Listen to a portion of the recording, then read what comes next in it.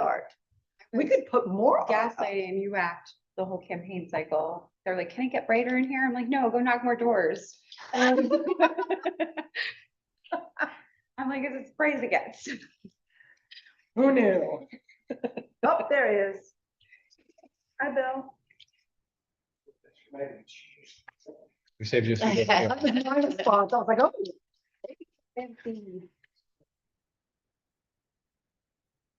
Makes good sense.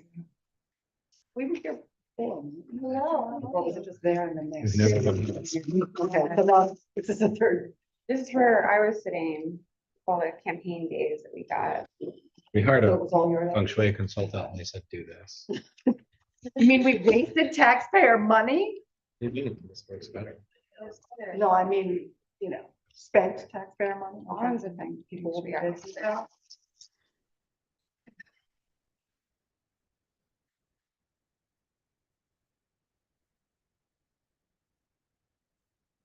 It's a very big house. We found it. Yeah. Nobody climbed it.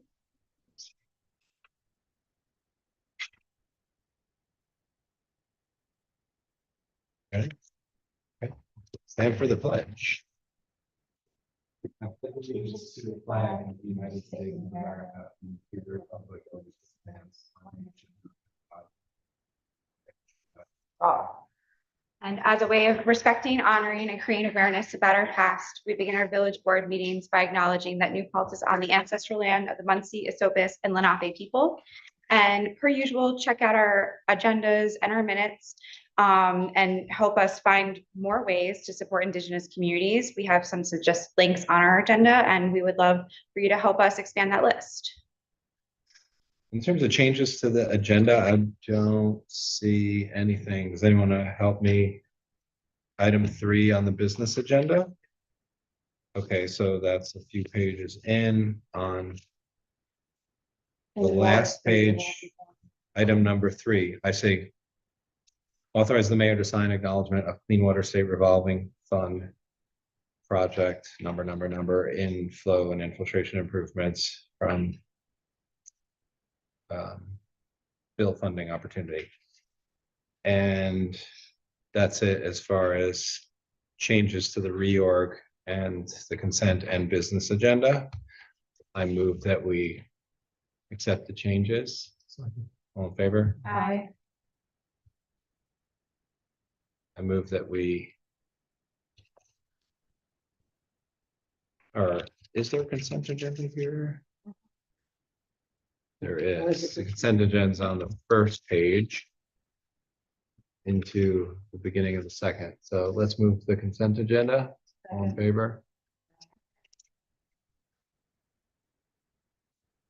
And announcement. So welcome brand new trustee Stevie Susta. And is our new county legislator here? I am. Hi, Lim. Do you want to go ahead and give us an update? How are things going in Kingston? Well, things are starting to go in Kingston. Swearing in was last week, and committee assignments are being made probably by February 1st at the latest. Housing was my number one choice. We'll see where that goes, but I'm already beginning to collaborate on some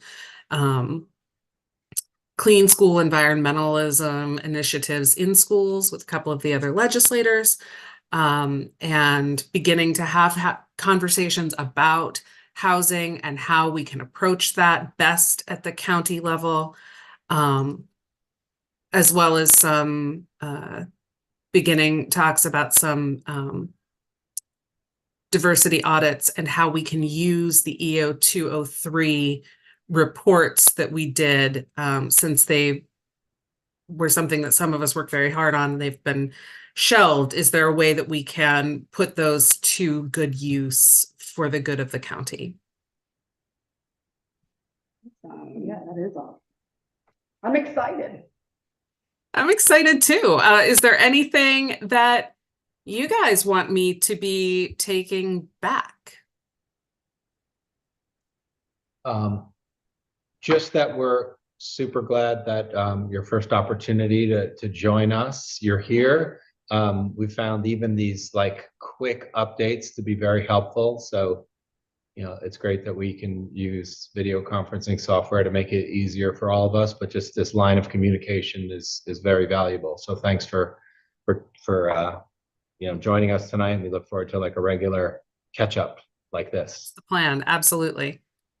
Yeah, thanks, Slim. I was gonna send an email, but I've been ill, so didn't get to do it. So I'll say it now. If it comes up at all, and if you get a chance to advocate for the housing working groups to continue, I would love them to continue. And I know that some members of our community who have, you know, been able to participate here and there, you know, like Deacon Bill, for example, some other folks too, kind of have expressed similarly that they were helpful working group meetings. And I mean, we've seen what the county exec has done, you know, with the work that we did in those meetings. So I would, even there, it doesn't seem imperative, you know, to keep them up. I think it is. So if you can carry that back, that'd be great. Absolutely. Thank you. Yeah. I'll also share this with you. So the third Tuesday of each month, the Mayors and Supervisors Association for the county gets together in Marbletown. And, you know, it's a pretty well-attended meeting. And we're always appreciative anytime a county legislator is there, kind of like what we're doing here, wants to share anything that you're working on. If you're looking for feedback from, you know, elected officials from across the county, you know, it's a great way to speak to a bunch of people and take temperatures quickly.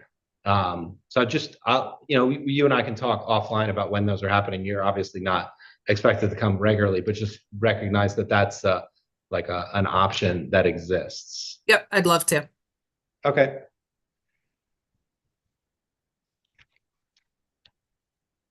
Anything else for me?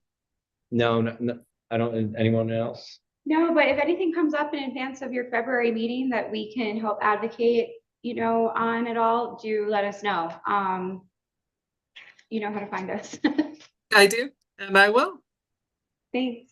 Yeah. We're really to have you as a partner representing us in the state legislature. So Yeah. thanks for serving. If I get to the state legislature, we will celebrate more. But for right now, I meant county.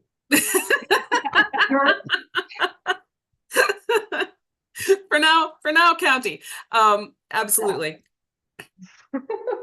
Okay, thank you. Yep. Thank you. Have a good night. And as far as other announcements, we have a couple of planning board public hearings. We have that the 11 Water Street proposed hotel, that public hearing remains open. It originally opened on Jan 2nd, and then there's a plan to open the public hearing for 2 Taylor Street that will open on Jan 16th. Any other announcements from our village board? I have a few. Go ahead. So first of all, well, it looks like Stana wants to say that one, so. No, you go ahead. Okay, so our new district attorney, Manny Neji, who is a fellow SUNY New Paltz alumnus, the swearing in is taking place this Sunday at 11 a.m. in Lecture Center 100 on campus.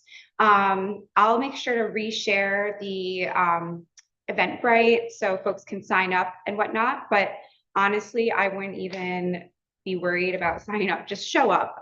You know, he's our own, and it's just really exciting to be able to see like the second Democratic district attorney being a fellow SUNY New Paltz alumnus.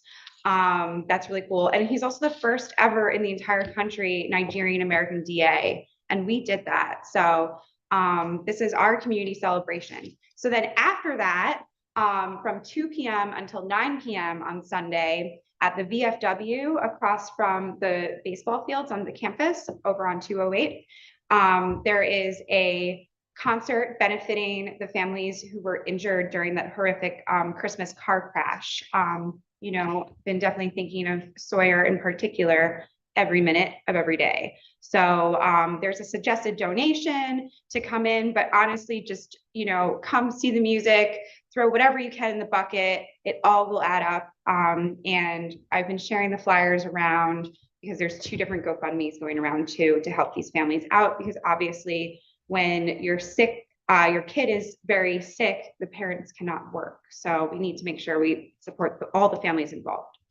And then I want to share, details are coming out soon, but just save the date, Tuesday, January 30th in the evening, probably 10 p.m. onwards, at Snugs on Main Street. There will be a Psytrance dance party to benefit the free food fridge. So I hope to get a flyer ready before next meeting, but wanted to share the save the date on that. And then I just got a text from the fellow members of the search party for my friend Jordan Taylor, who we lost last year, that we have another benefit for the SUNY New Paltz Black Studies Department coming up on March 9th at 6 p.m. It's going to be not in New Paltz, and I'll have more info on that at our next meeting, but just wanted to save the date because we want to make sure to have a big, you know, fund in Jordan's name at the SUNY New Paltz Black Studies Department. And then the free food fridge, of course, is just outside Village Hall here at 25 Pottikill Avenue. It's operating all the time for all of us. For information on how to donate, you know, the do's and do nots, millionsofbutterflies.org/free-food-fridge.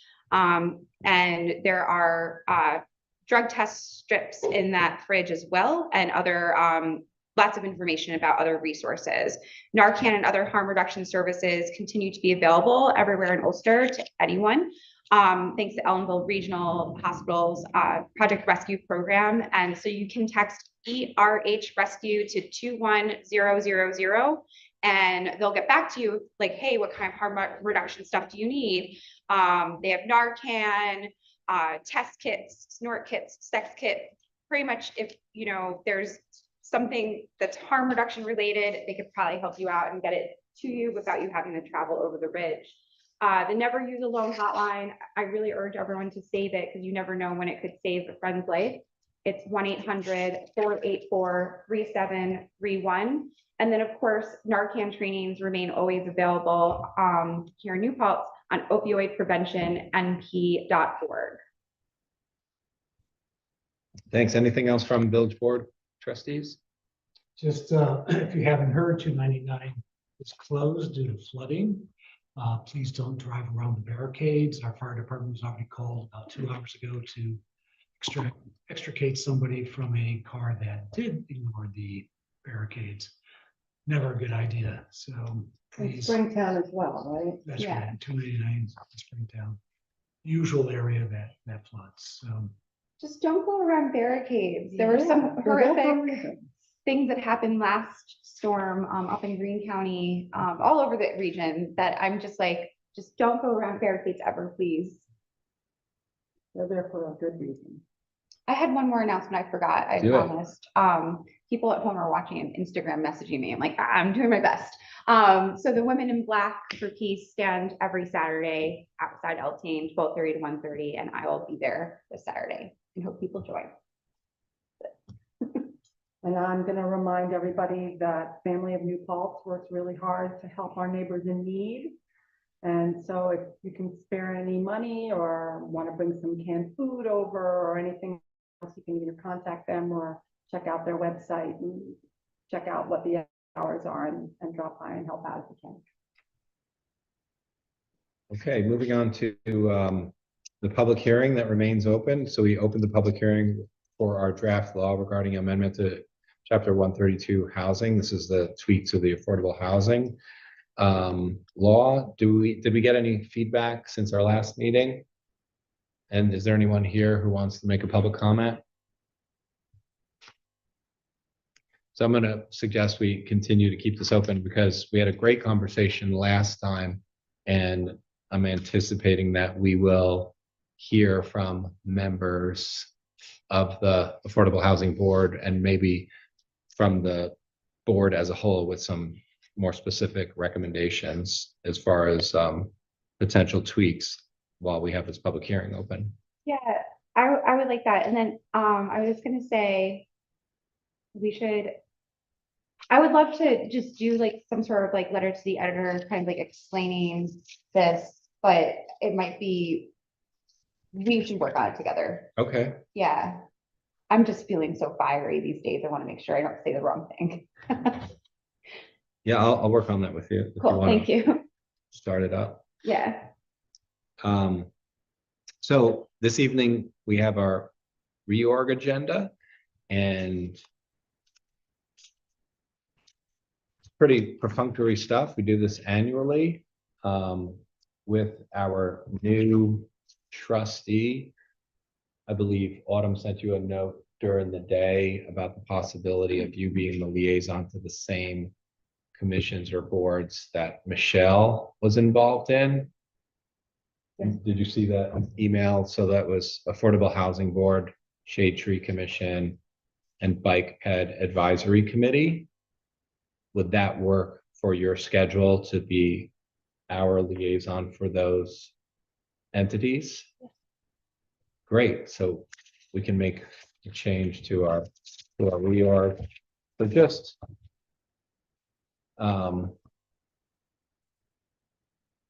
we have another marked in yellow entry where Professor Eugene Heath, his term on the Board of Ethics had expired. We would love it if he wanted to continue. We've also had some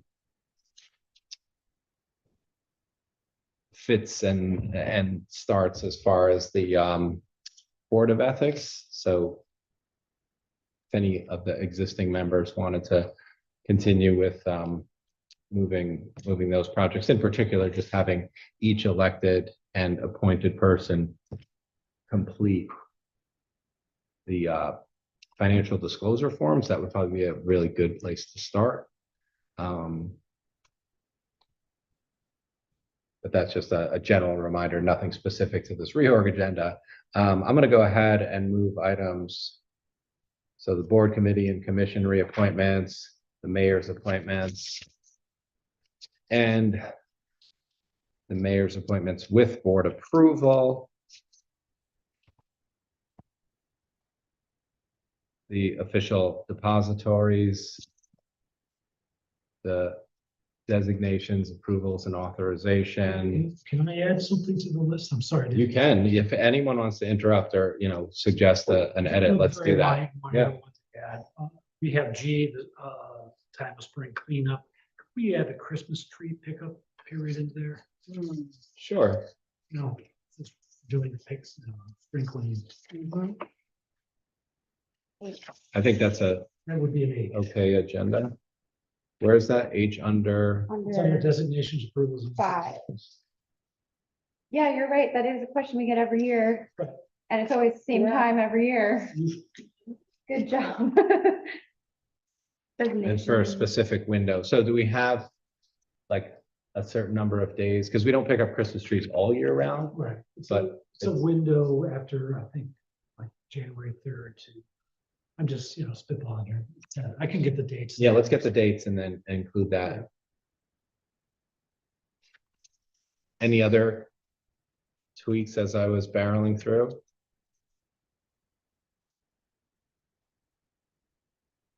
So I move that we adopt this reorg agenda up through item 6.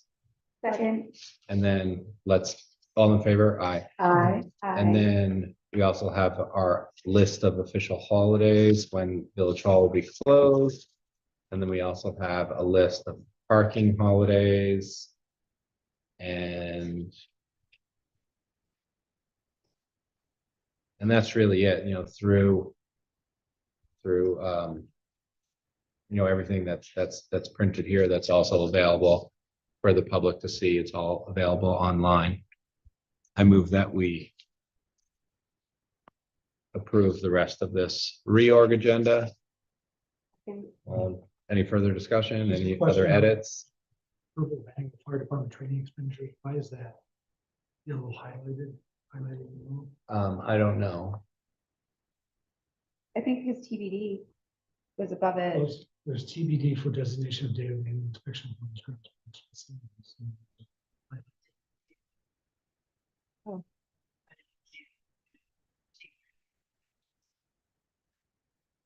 Yeah, I don't know, maybe that, I think what Alex was suggesting is maybe it was highlighted just because the cursor got dragged down to that line.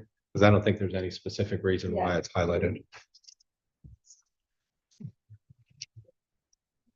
I just want to make a random comment. I was really excited to see that I'm back with public access TV because before seeing that suggested edit or change to things, I already set up a meeting with Joseph on public access for Saturday. And then I noticed that. I was like, oh, it's like our minds are just always in sync. So thank you. Yeah. On the public access TV thing, we're setting up a meeting to just talk about public access and how we can make more connections with the college. We're both alumnus, just like Michelle. Cool. Yeah, And I know so we've heard finally back from the college about yeah, working together, so I'm excited. about that. exactly. And so we're gonna hang out on Saturday after I hang out in the corner with the women in black. And so I'm really excited to share with the team that I'll be their person again. Right. Yay. Not that, and not that it's an automatic connection, but I saw in the news today how Spectrum has a new plan to get rid of, people who are using the cable connection, and they're trying to convert everyone to streaming. And what that means for our revenue is that cable franchise fee would go away. And again, the word franchise is not exclusive. Any cable company, could potentially come and have lines throughout our community and offer these services. So that's a regularly confused detail. But I think it's reasonable to assume that the trend that we've seen where that revenue has been contracting will continue, and that's by design, because Spectrum would probably prefer to get out of that business altogether.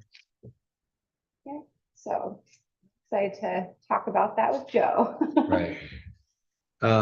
Okay, then let's move into our business agenda. So we rewrote Go ahead. Did we pass it? Because the whole rest of the reorg Yeah. agenda. All in favor? Aye. Aye. Awesome. And then the first item on the business agenda is we have a rewritten SUNY impact aid. So this would be resolution number, is this our first resolution of the year? Yeah. First resolution of the year. And this is for fiscal year 2025. And this is kind of an interesting exercise that we do annually, because it also creates a document where we're able to list, like how busy was the fire department this year? How many calls was the police department involved in? I asked for an updated statistic from the rescue squad. I looked up, the percentage of tenant occupied, per the census, and updated the population number for the village, and triple check some data with the college. So it's always like kind of a housekeeping exercise too, which I feel like is pretty useful, because it's like data that we can refer to for other things throughout the year. So I move that we go ahead and make this request for SUNY impact aid official. Any further discussion? All in favor? Aye. Aye. And then I was speaking with someone who had worked in the governor's office, and he's no longer there, but he had suggested to me that we should probably do something very similar, that we could almost describe as housing impact aid, because we have like a pretty impressive track record currently as a community that's seen housing projects get greenlit or housing projects that are fairly far along the planning and review process. So we should see a fairly significant number of new units added to our community. And when you do that, you also have to make sure that you have water and sewer utilities available for this housing. And, it's definitely something that we've focused on for the last many years. And I feel like our track record's pretty solid and it's very clear that we pay attention. But as we saw recently with the bids that we received back to connect the wells, the 4 of them up at the water treatment plant property and the 2 of them at Moriello pool property, this is very expensive work, and making sure that you have safe and reliable drinking water and a sewer system that works. And I have another call with the facilities director at SUNY tomorrow, so we have some ideas. I've been brainstorming with our engineer about how we could potentially manage some of our inflow and infiltration challenges during the big rain events. But all of this well-intended stuff costs a lot of money, and maybe it makes sense to make an official ask. And then to wave around the fact that we are seeing on a per capita basis a significant amount of new housing units coming online. So maybe it's something that Albany would consider to help us actually serve all these housing units, because it's a little bit of a game of cat and mouse, and that we need to have these utilities available, and we can't assume that the water and sewer is there, just because the demand for housing is there. The two have to, be thought of together. Yeah, the governor in her State of the State address yesterday spoke specifically to, new housing being necessary. So perhaps that's a good sign that the state government is open to such things and would want to help. I also want to really clarify, I am totally opposed to actually building out new water and sewer infrastructure that could be considered sprawl. I'm a huge proponent of us focusing on replacing existing or making sure that existing can handle new demand. I think that distinction is really important to make clear. I don't think we're going to grow our way to prosperity or grow our way to addressing housing problems by just creating new sprawl. I think we absolutely have to use what we have, improve what we have. So I would also highlight that in any sort of ask. Yeah, the infrastructure part of housing, to enumerate that, I think I was having a similar thought during the State of the State address too, because it's like, I feel like we're already doing a lot of the things that we're going to be asked to do by the governor, which is expand housing, like we're doing it. So like, let's enumerate like the infrastructure needs that go along with all the stuff we've been doing. Let's enumerate for sure. And that what got me thinking about it is in like the city of Kingman's mayor's State of the City, he spoke about adding 1,000 housing units in the next 5 years. And I'm like, we're already doing that on a per capita basis above and beyond. Yeah. And it's not just about building new units either. Like we need to think about what's affordable, not just here, but I meant since you were talking about Kingston on the county-wide basis, because it's, we have a housing emergency in the county where people can't afford to live here anymore.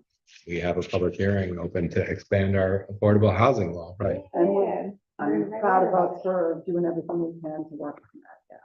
And I know, from talking to the housing activists in our community, there's the thought that we really should be approaching this holistically, town and village. To have siloed efforts, feels so, inefficient. So hopefully there's some momentum to address things collaboratively.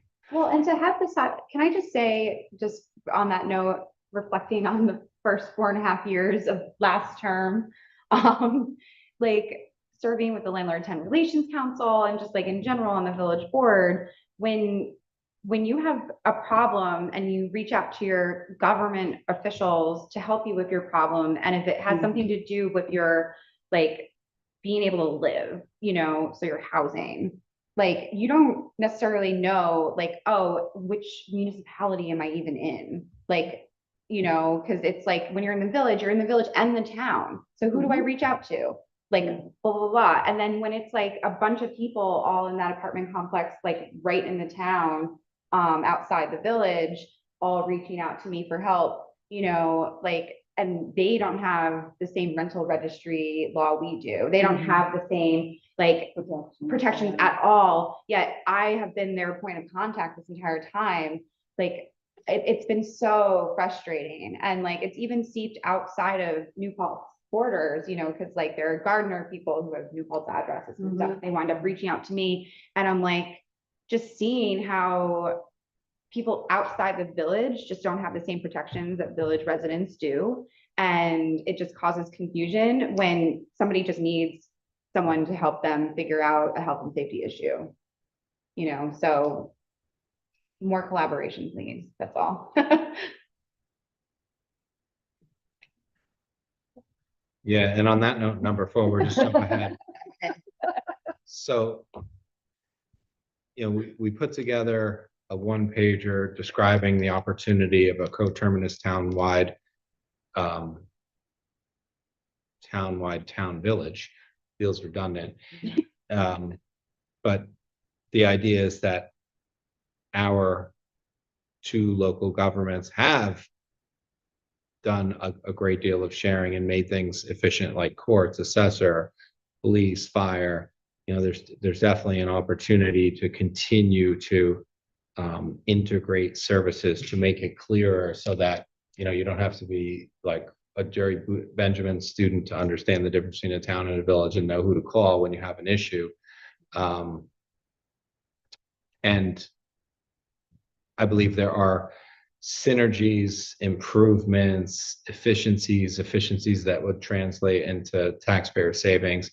But then also there's a tailwind being offered by the state government, and this has existed for some time, and it's called Citizens Empowerment Act tax credits, of, you know, based on the size of our 2 levies. We would be eligible for the maximum award of $1 million per year in perpetuity.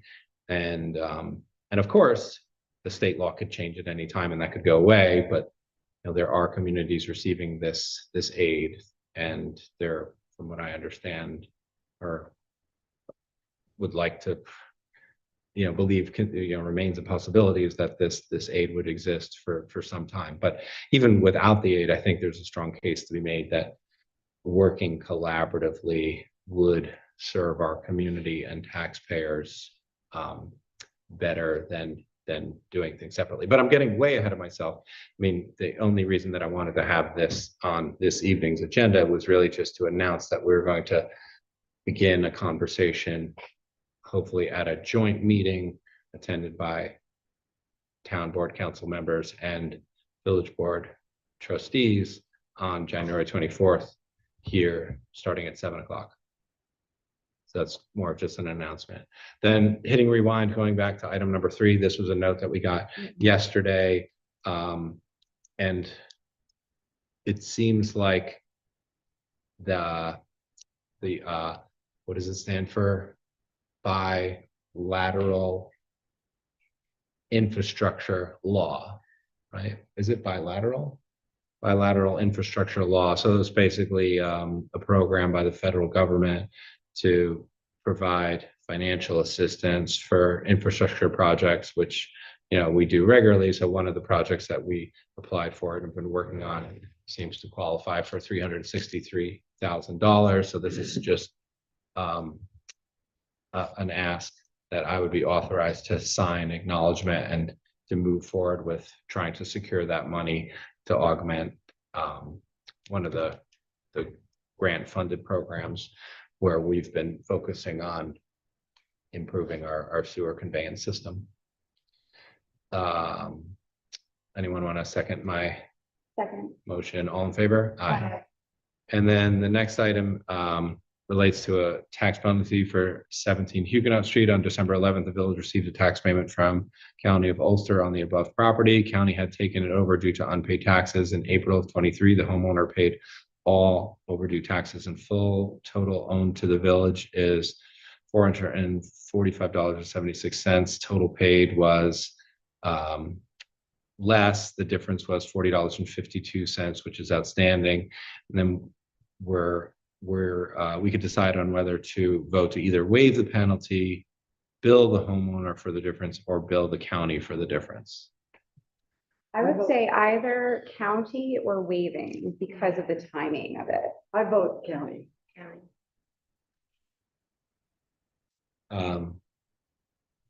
Okay, I'm fine with that. Let's all in favor of asking the county to make up the difference. Aye.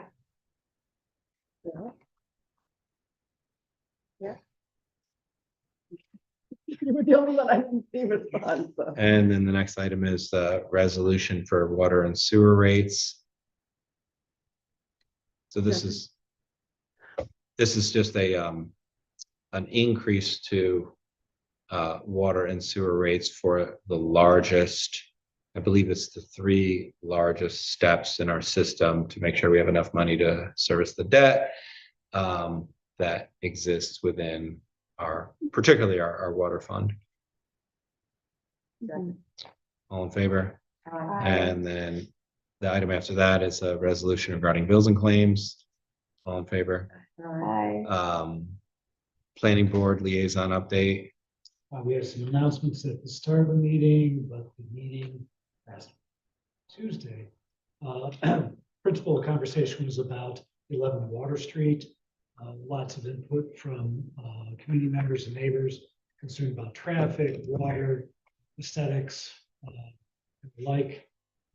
That hotel development that's at Street. That conversation will continue.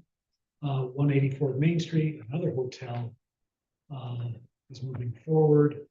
Again, concerns about noise were brought up, parking, similar concerns that we've had previously with Zero Place, because there's going to be a rooftop deck. Are there going to be hours? Who's up there? That sort of thing. So that is now gone to draft. We're going to draft a resolution for it. County met last Wednesday. No New Paltz town or village projects. 2 items that I took note of. The opioid treatment center being planned for Marbleton, in a previously a medical office up there. It's on Gagnon Drive in Stone Ridge. I don't know if you're familiar with that, but there's a medical facility in the back, so it's just basically a change of use. And then a great deal of conversation about proposed 451,000 square foot warehouse on 4455. That's up before Plattekill. That's been sent back to the applicant because of many items missing from their proposal. And that's going to be a hot one. Yeah. Yeah. For quite some time. So those are the highlights for both of those. Thanks. Definitely curious to keep following on that Plattekill issue because I know it's come up a lot in the early community pages. So There's concern about traffic, and yeah. the traffic study was incomplete, which was presented to the county. So basically, we were sent back to Something I wanted to bring up, because you were comparing the proposed rooftop at the 12-room hotel at the former Jack in the Box site. I think it's a little bit different than the primarily residential building at Zero Place. You know, both you and I sat through like what felt like 900 meetings where people spoke about the way that the rooftop would be used at Zero Place. And not very long ago, I spoke with one of the tenants and she said, I'm the only person and maybe some other lady who ever goes up on this roof deck. Yeah. You know, this is different because the plan would be for a commercial use, but you know, I think it's a pretty common phenomenon. Like you see it in New York City where so many apartments have balconies, and then you look at the balconies and there's never anyone outside. Amenity to offer. Everyone wants it, no one wants to use it. Always, you realize I it's have really friends who- loud when you wind up. Wait, you know. wait, Sana has friends who use their balcony. Okay. Okay. Stand corrected. The cat and Stevie's cats. Yeah, I'm jealous of your balconies anyway. All right, anything else? Motion to adjourn. I, I yay.